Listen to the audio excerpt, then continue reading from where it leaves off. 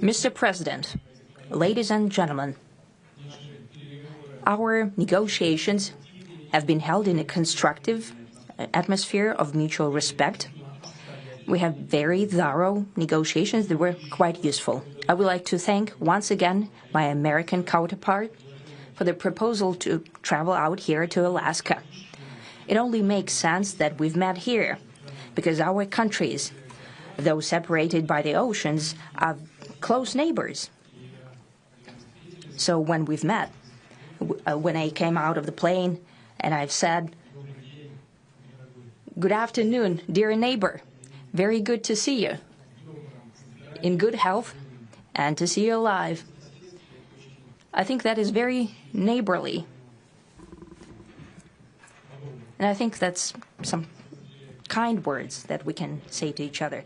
We're separated by the Strait of Bering, though there are 2 islands only between the Russian island and the U.S. island. They're only 4 kilometers apart. We're close neighbors, and it's a fact. It's also important that Alaska has to do with our common heritage, common history between Russia and the U.S., and many positive events have to do with that territory.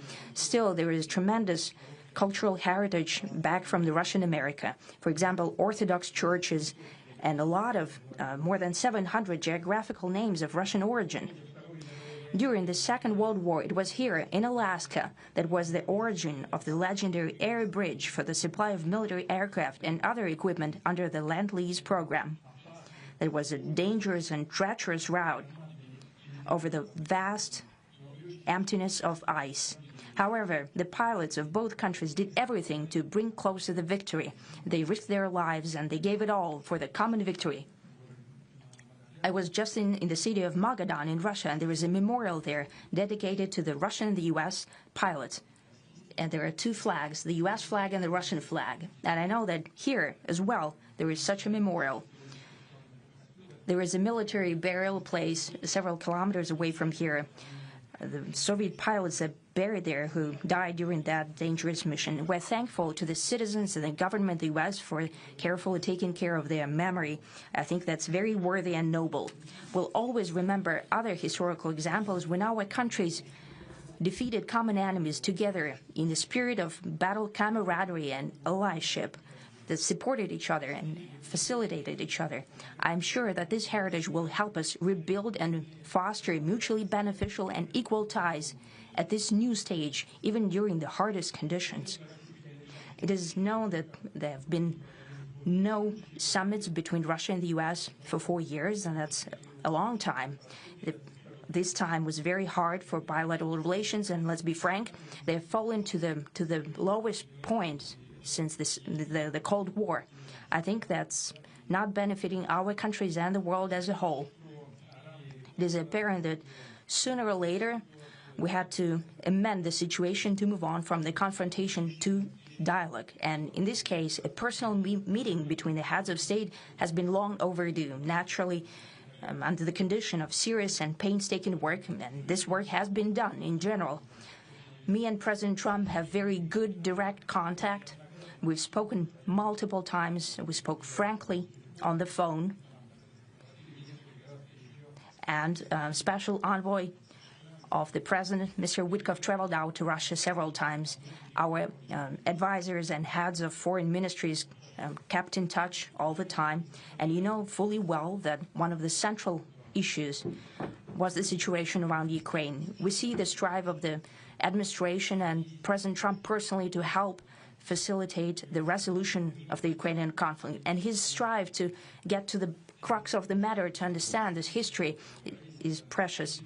As I've said, the situation in Ukraine has to do with fundamental threats to our security. Moreover, we've always considered the Ukrainian nation, and I've said it multiple times, a brotherly nation, however strange it may sound in these conditions. We have the same roots, and everything that's happening is a tragedy for us and terrible wound. Therefore, the country is sincerely interested in putting an end to it.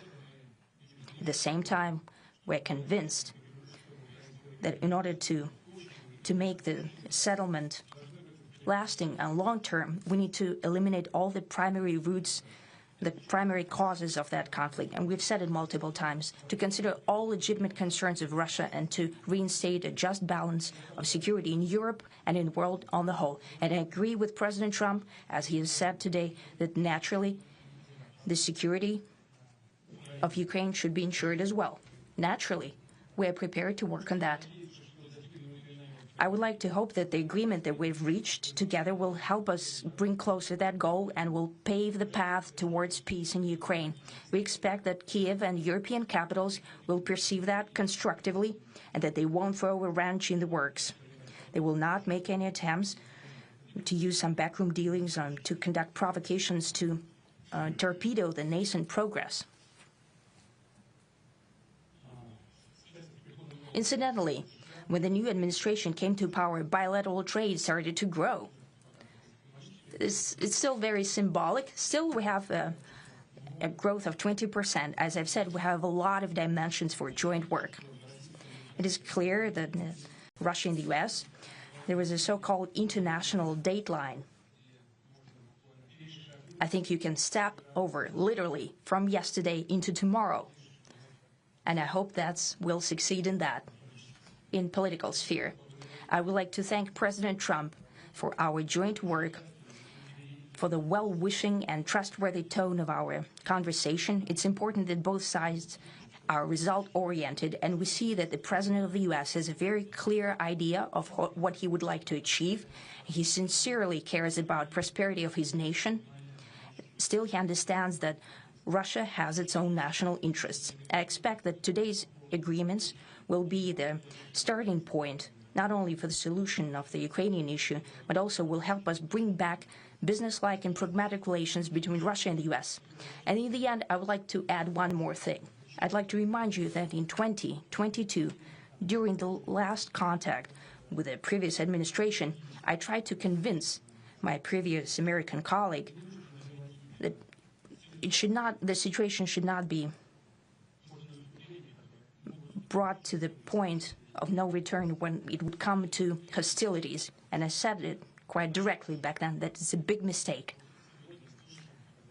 Today, when President Trump saying that if he was the president back then, there will be no war.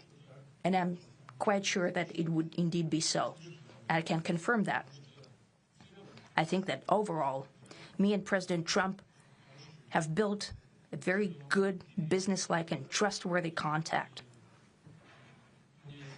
And I have every reason to believe that moving down this path, we can come, and the sooner the better, to the end of the conflict in Ukraine. Thank you. Thank you.